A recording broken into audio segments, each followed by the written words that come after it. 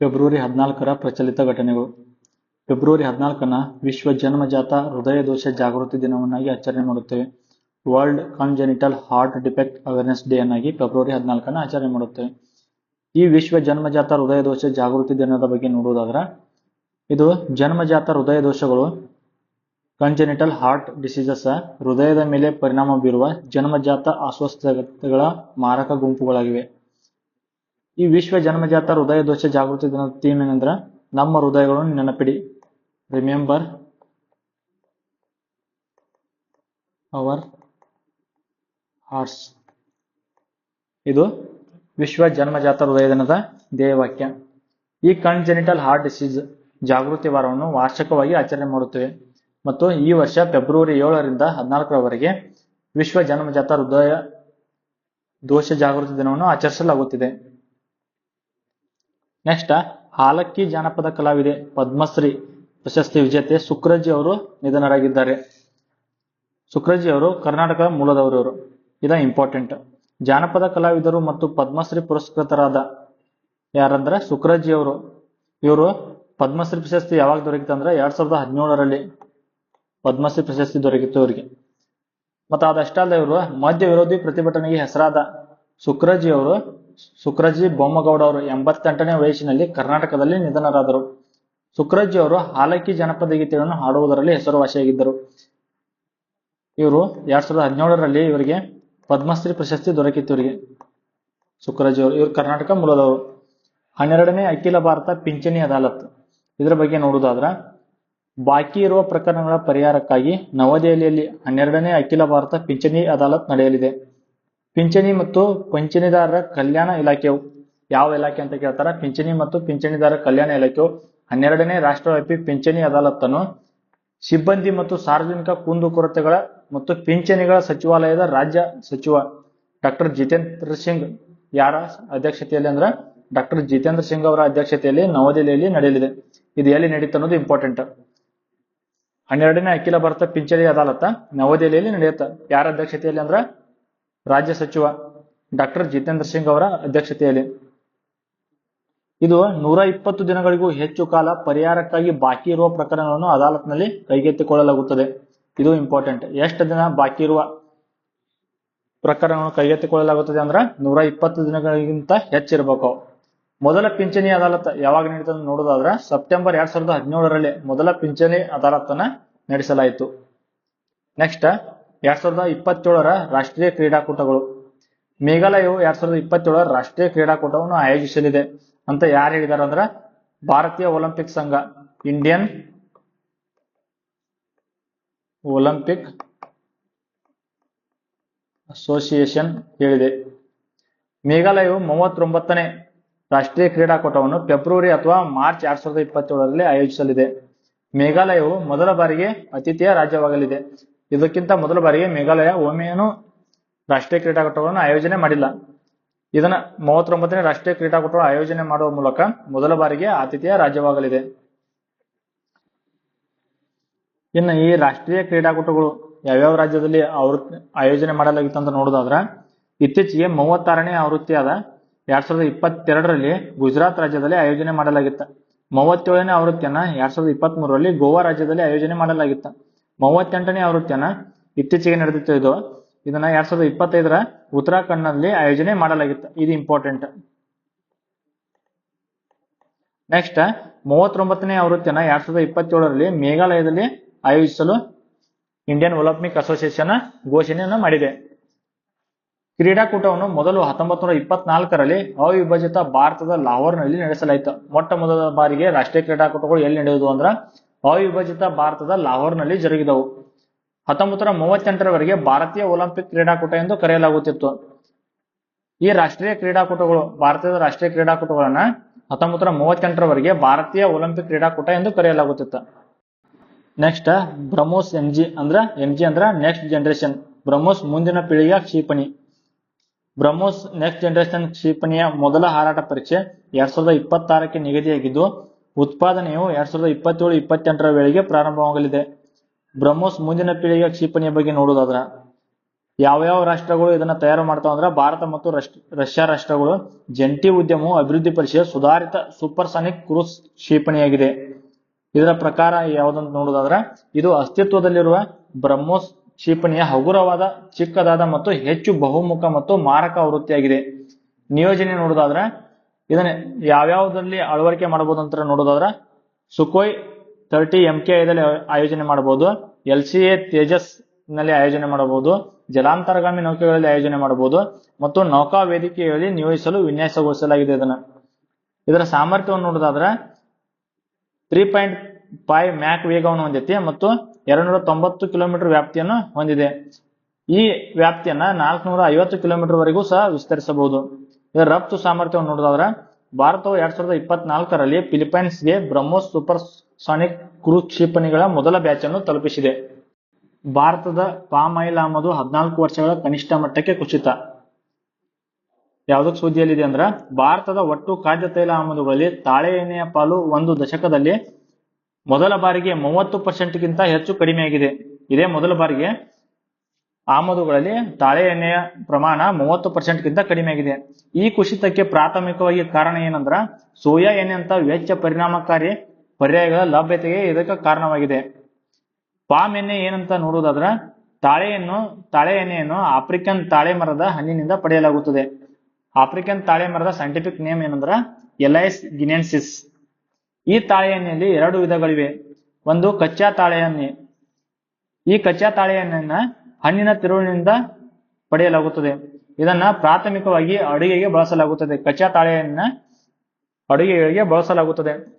ಇನ್ನು ಎರಡನೇ ವಿಧ ಯಾವ್ದಂದ್ರ ತಾಳೆ ಕರ್ನಲ್ ಎಣ್ಣೆ. ಇದನ್ನ ಅದರ ಬೀಜದಿಂದ ಪಡೆಯಲಾಗುತ್ತದೆ. ಇದನ್ನು ಖಾದ್ಯವಲ್ಲದ ಉದ್ದೇಶಗಳಿಗಾಗಿ ಬಳಸಲಾಗುತ್ತದೆ. ಇದನ್ನು ಅಡುಗೆಗೆ ಬಳಸಲಾಗುವುದಿಲ್ಲ, ಖಾದ್ಯವಲ್ಲದ ಉದ್ದೇಶಗಳಿಗೆ ಬಳಸಲಾಗುತ್ತದೆ. ಈ ತಾಳೆ ಕರ್ನಲ್ ಎಣ್ಣೆಯನ್ನ ಸೌಂದರ್ಯವರ್ಧಕಗಳು, ಔಷಧೀಯ ವಸ್ತುಗಳು ಇತ್ಯಾದಿಗಳ ತಯಾರಿಕೆಯಲ್ಲಿ ಬಳಸಲಾಗುತ್ತದೆ. ಇವು 2 ತೈಲಗಳು ಬಣ್ಣರಹಿತವಾಗಿದ್ದಾವೆ, ವಾಸನೆ ಇಲ್ಲದ ಮತ್ತು ರುಚಿಯನ್ನು ಹೊಂದಿಲ್ಲ. ಎಣ್ಣೆ ತಾಳೆ ಮರಗಳು ಆಫ್ರಿಕಾಕ್ಕೆ ಸ್ಥಳೀಯವಾಗಿದೆ, ಆದರೆ ಪ್ರಸ್ತುತ ಇಂಡೋನೇಷ್ಯಾ ಮತ್ತು ಮಲೇಷ್ಯಾ ಜಾಗತಿಕ ಪೂರೈಕೆಯ 85%ಗಿಂತ ಹೆಚ್ಚನ್ನು ಹೊಂದಿವೆ.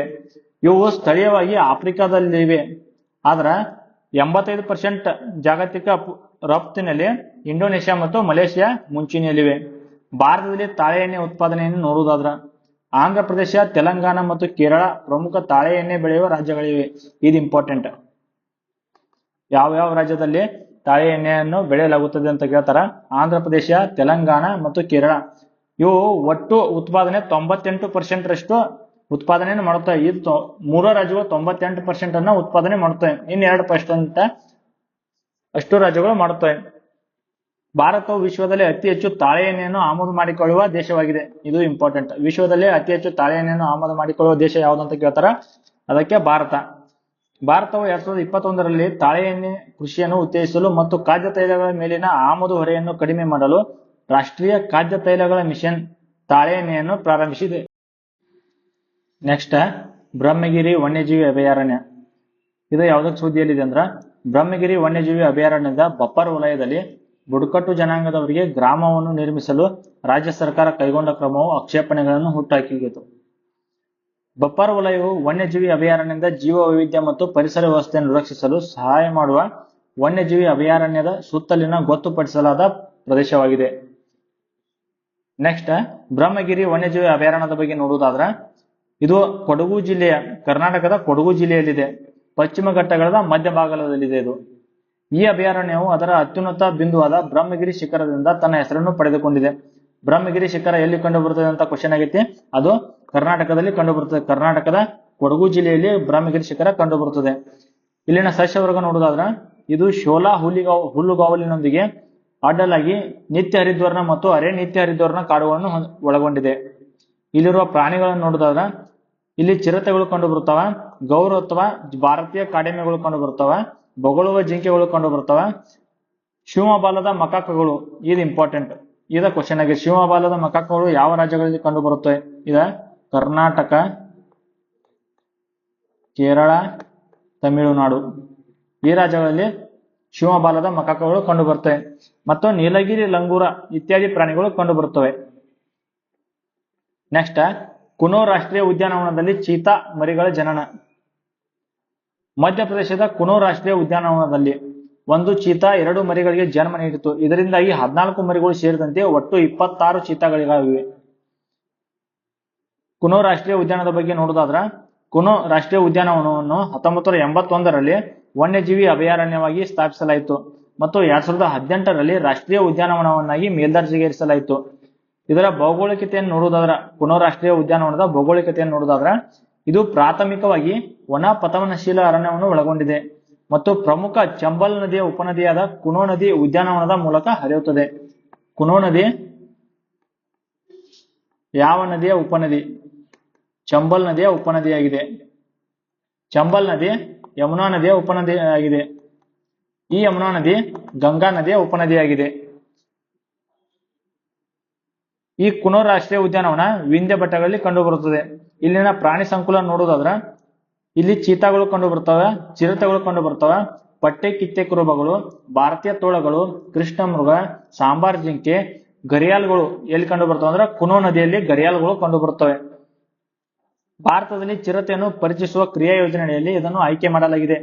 ಕುನೋ ರಾಷ್ಟ್ರೀಯ ಉದ್ಯಾನವನವನ್ನು ಚಿರತೆ ಪರಿಚಯಿಸುವ ಕ್ರಿಯಾ ಯೋಜನೆಯಲ್ಲಿ ಆಯ್ಕೆ ಮಾಡಲಾಗಿದೆ. ಮತ್ತೊಂದು ರಾಷ್ಟ್ರೀಯ ಉದ್ಯಾನವನ ಗಾಂಧಿ ಸಾಗರ ವನ್ಯಜೀವಿ ಅಭಯಾರಣ್ಯವನ್ನ ಇತ್ತೀಚೆಗೆ ಚೀತಾಗಳ ಮರುಪರಿಚಯಿಸುವ ಯೋಜನೆಗೆ ಆಯ್ಕೆ ಮಾಡಲಾಗಿದೆ. ಇದು ಇಂಪಾರ್ಟೆಂಟ್. ಯಾವ 2 ಉದ್ಯಾನವನಗಳು ಅಂದ್ರೆ ಕುನೋ ರಾಷ್ಟ್ರೀಯ ಉದ್ಯಾನವನ ಮತ್ತು ಗಾಂಧಿ ಸಾಗರ ವನ್ಯಜೀವಿ ಅಭಯಾರಣ್ಯ. ಇವು 2 ರಾಜ್ಯಗಳನ್ನು ಚೀತಾ ಮರುಪರಿಚಯಿಸುವ ಯೋಜನೆಗೆ ಆಯ್ಕೆ ಮಾಡಲಾಗಿದೆ. ಕುನೋ ರಾಷ್ಟ್ರೀಯ ಉದ್ಯಾನವನ ಸಚಿವರಿಗೆ ನೋಡುವುದಾದ್ರ, ಇಲ್ಲಿನ ಪ್ರಾಥಮಿಕ ಮರ ಪ್ರಭೇದಗಳು ಯಾವಂದ್ರ ಕರ್ದೈ, ಕೈರ್ ಮತ್ತು ಸಲೈ. ನೆಕ್ಸ್ಟ್ ಟೋಬಿನ್ ಟ್ಯಾಕ್ಸ್, ಟೋಬಿನ್ ತೆರಿಗೆ ಬಗ್ಗೆ ನೋಡುವುದಾದ್ರ, ಅಮೆರಿಕದ ಅಧ್ಯಕ್ಷ ಡೊನಾಲ್ಡ್ ಟ್ರಂಪ್ ಆಡಳಿತವು ಬಂಡವಾಳ ಒಳಹರಿವಿನ ಮೇಲೆ ಟೋಬಿನ್ ವಿಧಿಸುವ ಬಗ್ಗೆ ಯೋಜಿಸುತ್ತಿದೆ. ಟೋಬಿನ್ ಟ್ಯಾಕ್ಸ್ ಯೋಜಿಸುವ ಬಗ್ಗೆ ಅಮೆರಿಕದ ಅಧ್ಯಕ್ಷ ಡೊನಾಲ್ಡ್ ಟ್ರಂಪ್ ಅವರ ಆಡಳಿತ ಯೋಚನೆ ಮಾಡುತ್ತಿದೆ ಮತ್ತು ಇದು ಜಾಗತಿಕ ಹಣಕಾಸು ಮಾರುಕಟ್ಟೆಗಳನ್ನು ಅಸ್ವಸ್ಥತೆಗೊಳಿಸಬಹುದು. ಇನ್ನು ಟೋಬಿನ್ ತೆರಿಗೆ ಅಂದ್ರೆ ನೋಡುವುದಾದ್ರ, ಟೋಬಿನ್ ತೆರಿಗೆಯು ಅಲ್ಪಾವಧಿಯ ಊಹಾತ್ಮಕ ವ್ಯಾಪಾರವನ್ನು ನಿರುತ್ಸಾಹಗೊಳಿಸುವ ಗುರಿಯನ್ನು ಹೊಂದಿರುವ ವಿದೇಶಿ ವಿನಿಮಯ ವಹಿವಾಟುಗಳ ಮೇಲಿನ ತೆರಿಗೆಯಾಗಿದೆ. ಟೋಬಿನ್ ತೆರಿಗೆ ಅಂದ್ರ ವಿದೇಶಿ ವಿನಿಮಯ ವಹಿವಾಟುಗಳ ಮೇಲಿನ ತೆರಿಗೆಯಾಗಿದೆ.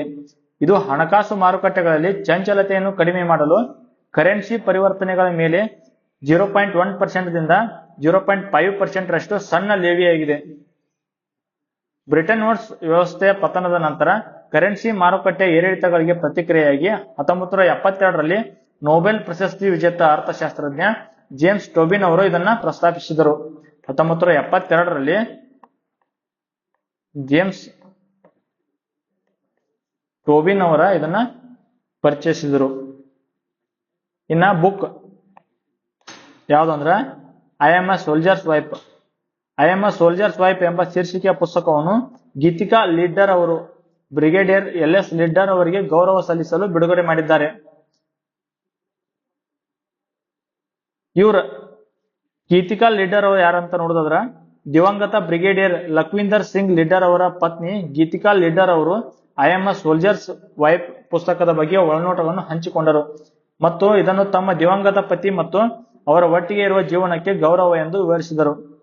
ಬ್ರಿಗೇಡಿಯರ್ ಲೀಡರ್ ಅವರು ಡಿಸೆಂಬರ್ 2021ರಲ್ಲಿ ತಮಿಳುನಾಡಿನ ನೀಲಗಿರಿ ಬೆಟ್ಟಗಳಲ್ಲಿ ಮಾಜಿ ರಕ್ಷಣಾ ಸಿಬ್ಬಂದಿ ಜನರಲ್ ಬಿಪಿನ್ ರಾವತ್ ಅವರೊಂದಿಗೆ ಹೆಲಿಕಾಪ್ಟರ್ ಅಪಘಾತದಲ್ಲಿ ತಮ್ಮ ಪ್ರಾಣವನ್ನು ಕಳೆದುಕೊಂಡರು. Next Romania. ರೊಮೇನಿಯಾ ಯಾಕೆ ಸುದ್ದಿಯಲ್ಲಿದೆ ಅಂದ್ರ, ರೊಮೇನಿಯಾದ ಮಧ್ಯಂತರ ಅಧ್ಯಕ್ಷರಾಗಿ ಇಲಿ ಬೋಲೋಜನ್ ಅಧಿಕಾರ ವಹಿಸಿಕೊಂಡಿದ್ದಾರೆ. ಆದ್ದರಿಂದ ರೊಮೇನಿಯಾ ಸುದ್ದಿಯಲ್ಲಿದೆ. ಮಾಜಿ ಅಧ್ಯಕ್ಷ ಕ್ಲಾಸ್ ಲೋಹಾನಿಸ್ ರಾಜೀನಾಮೆ ನೀಡಿದ್ದಾರೆ. ಆದ ಕಾರಣದಿಂದ ಮಧ್ಯಂತರ ಅಧ್ಯಕ್ಷರಾಗಿ ಇಲಿ ಬೋಲೋಜನ್ ಅವರು ಅಧಿಕಾರ ವಹಿಸಿಕೊಂಡಿದ್ದಾರೆ. ಮೇ ತಿಂಗಳಲ್ಲಿ ಮತ್ತೆ ಪುನರಾವರ್ತಿತ ಅಧ್ಯಕ್ಷೀಯ ಚುನಾವಣೆ ಜರುಗಲಿದೆ. ರೊಮೇನಿಯಾದ ರಾಜಧಾನಿ ಬುಚಾರೆಸ್ಟ್. ಇದು ಇಂಪಾರ್ಟೆಂಟ್. ರೊಮೇನಿಯಾದ ಕರೆನ್ಸಿ ರೊಮೇನಿಯನ್ ಲ್ಯೂ.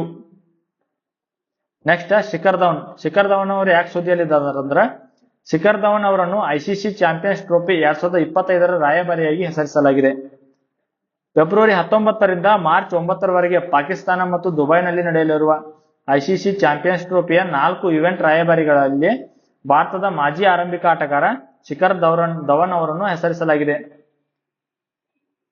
ಧವನ್ ಜೊತೆಗೆ ಆಲ್ ಸ್ಟಾರ್ ತಾರಾಗಣದಲ್ಲಿ ಪಾಕಿಸ್ತಾನದ 2017ರ ವಿಜೇತ ನಾಯಕ ಸರ್ಫರಾಜ್ ಅಹಮದ್ ಅವರು, ಆಸ್ಟ್ರೇಲಿಯಾದ ಮಾಜಿ ಆಲ್ರೌಂಡರ್ ಶೇನ್ ವ್ಯಾಟ್ಸನ್ ಅವರು ಮತ್ತು ನ್ಯೂಜಿಲೆಂಡ್ನ ದಂತಕಥೆಯ ವೇಗಿ ಟಿಮ್ ಸೌಥಿಯರು ಕೂಡ ಇದ್ದಾರೆ. ಈ ಚಾಂಪಿಯನ್ಸ್ ಟ್ರೋಫಿ ಒಳಗ ರಾಯಭಾರಿಯಾಗಿ 4 ಜನರನ್ನ ಆಯ್ಕೆ ಮಾಡಿದ್ದಾರೆ. ಒಂದು ಶಿಖರ್ ಧವನ್ ಪಾಕಿಸ್ತಾನದ,